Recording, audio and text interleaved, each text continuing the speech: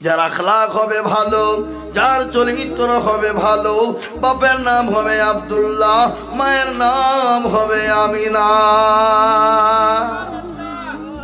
তার চেহারা এত সুন্দর, তার চেহারাটা মায়াবী চেহারা, দেখলে জান ভরে যাবে, দিল ভরে যাবে, মন ভরে যাবে।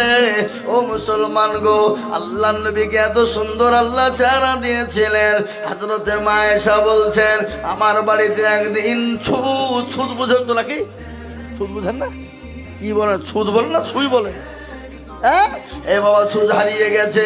মা আয়েশা বলছেন, বাড়িটা অন্ধকার, নবীজি আমার শুয়ে আছেন, আর আমার নবীর হাত কানে এরকম করে একবার উঠাইলাম, গোটা ঘরটা আলোয় আলোকিত হয়ে গেল।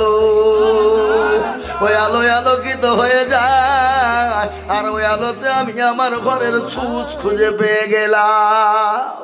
ও মুসলমান, তাহলে কথাই কথা বেড়ে গেল।